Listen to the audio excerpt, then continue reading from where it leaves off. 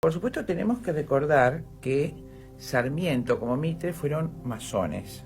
Vos sabés que el rito escocés antiguo y aceptado es la secta masónica más poderosa del mundo y la que se hizo cargo de generar la independencia para quedarse con las colonias del pueblo español, ¿no es cierto? Que no eran colonias, eran reinos libres, que el último rey español, antes de Fernando VII, estamos hablando de 1770, era liberal y transforma los reinos en colonias o pretende transformarlos. Pero en nuestro medio, la gente estaba acostumbrada, entonces tenía su junta, lo que llamamos junta de gobierno, donde se reunían los vecinos en el cabildo para determinar las acciones siguientes y por supuesto todas las capitanías generales y demás eran organización de reino, por eso teníamos un virrey. ¿Y por qué lo digo?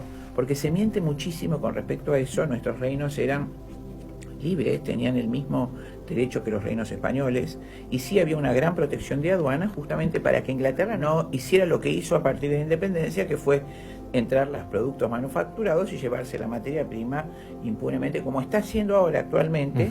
La famosa carne salada, ¿no? Exactamente, la famosa carne salada. Esto es desde el origen, como dijo Manuel Belgrano, hemos cambiado de amo. No hubo independencia nunca, hubo más independencia en el gobierno español. Belgrano, que fue un gran patriota y un hombre de bien, dice, no somos independientes, hemos cambiado de amo. Y antes de morir dice, hay patria mía, ¿no? Él se da cuenta que han cometido el error de dejarse llevar por Inglaterra. Él tenía el sueño junto con San Martín de hacer un solo reino de toda Sudamérica, con esa tradición española, hispano-cristiana, con una sola lengua, una sola historia, una sola tradición, respetando todas las idiosincrasias de los diversos pueblos, que era propio del español, que lo ves ahora en la comunidad en Andalucía, la comunidad de Barcelona, sí. Cada una tiene su propia idiosincrasia y todas formaban España. La política inglesa siempre fue dividir, enfrentar y quedarse entonces con todos esos territorios y pequeñas republiquetas sin poder, que fue lo que hizo en la Guerra de Independencia hispanoamericana. Y tanto es así que en época de Rosas, cuando corrompen a Fructuoso Rivera, que era un uruguayo, le dice que invada los terrenos de las Provincias Unidas por el litoral y que declare la independencia entre Ríos y Corrientes, es decir, hacer pequeñas republiquetas para que se pierda un poder importante. ¿Y cómo se agrupa Inglaterra para tener este poder? En sectas secretas que configuran las sectas masónicas.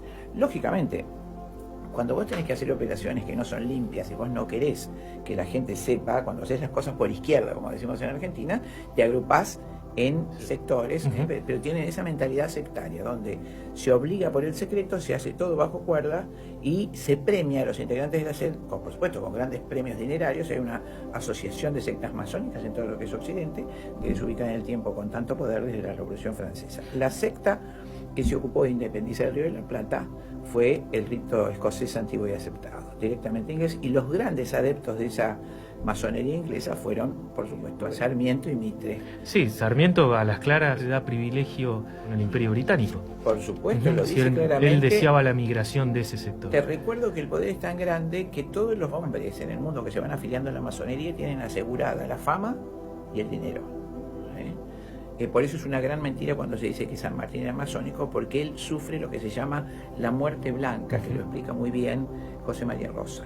Cuando una persona, él se había introducido en Inglaterra sin saberlo, en la guerra de la independencia, en el terreno de esa logia. Cuando San Martín advierte que todo esto era pergeñado por la masonería anticatólica, en el encuentro con Bolívar, ¿no es cierto?, en Guayaquil, renuncia a todo eso y es castigado por la Liga Masónica, por el rito escocés antiguo y aceptado, es expulsado. Claro, es por algo su exilio del país. Eso fue exiliado.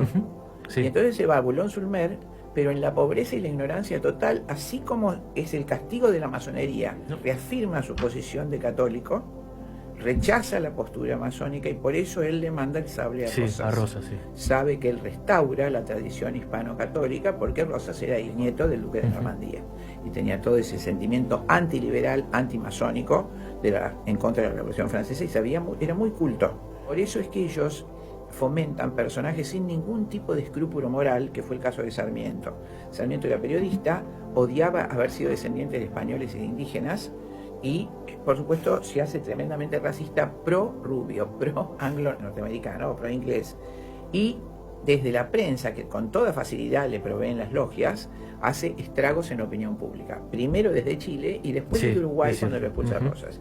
Entonces, ¿dónde publica ese veneno? En sus diarios, en el diario La Crónica en 1845, Y en la carta Alberdi, el 19 de agosto de 1852... Alberdi. A Alberdi. Hoy lo reivindican, un gobierno liberal. Alberdi, te voy a decir una cosa, que tienen como en todo hemiplegia de la memoria. Porque Alberdi era liberal, antirrosista, y se fue a ver a Rosas.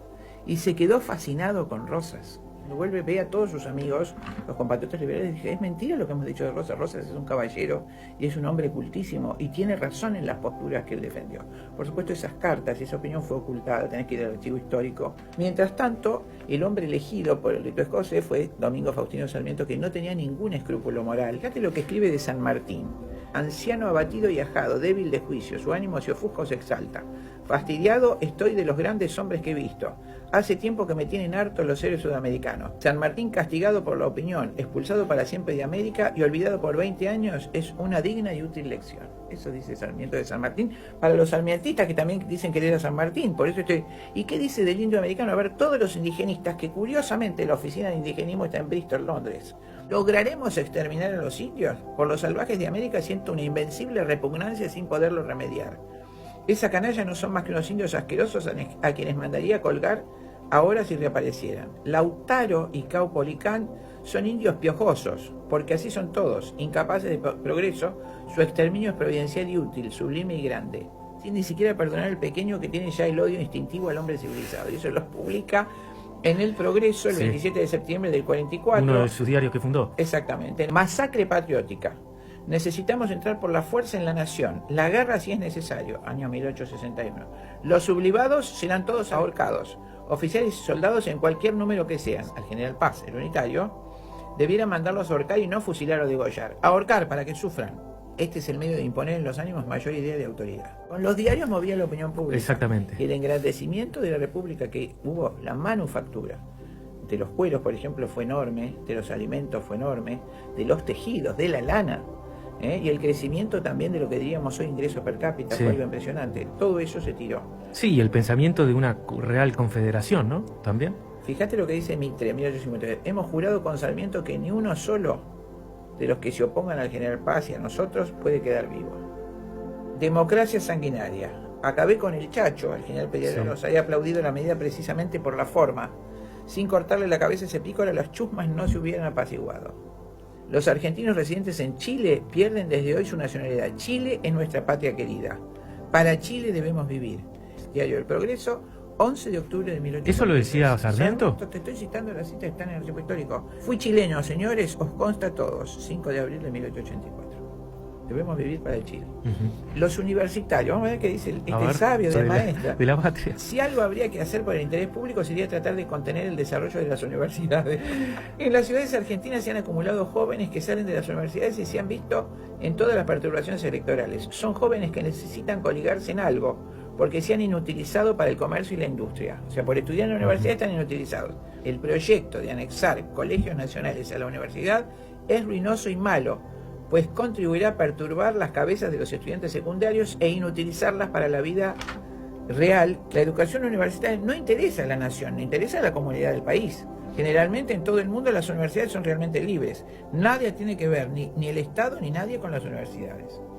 Senado Nacional, 27 de julio de 1878. Bien, esto es una investigación que vos realizaste. Porque hice una tesina en criminología que se llama El crimen en la historia argentina, hechos no narrados en la historia oficial. Porque estoy cansada de los versitos y el cuento, porque realmente si hubieran sido tan maravillosos, el país hubiera prosperado tremendamente. Y no es como dicen, porque es muy fácil hacer una democracia liberal al uso inglés, como en las colonias, como Brasil, donde hay 40 millones de ricos y 180 millones de pobres. Cosas que nadie cuenta. Yo no viví el peronismo, Facu, yo nací en el 54 y mis abuelos eran extranjeros. Mi abuelo Suerensen era periodista. Él había hecho varias revistas, la última se llamaba Harinas Bahienses, donde pedía por favor que alienten el colectivo patriótico, que no tomen el tranvía inglés, que traten de hacer patria favoreciendo eso, en fin. Y ellos se le dio el patriotismo. Santa Cruz, que tenía un habitante por kilómetro cuadrado, tiene un cuarto de habitantes por kilómetro cuadrado. Así toda la Patagonia. El aborto, geopolíticamente, ha destrozado las perspectivas demográficas de nuestro país. Y la única soberanía que existe en los territorios es la población. Principal problema demográfico de nuestro país. No voy a hacer un juicio, sino que voy a decir lo que él mismo decía, haciendo la referencia bibliográfica, ¿Y qué logró con su gobierno? Él y Mitre, que fue la guerra de Paraguay, una carnicería. Una masacre. Un fratricidio. Sí. Y con eso repasamos un poquito la verdadera historia. Muy bien. Gracias. Como siempre.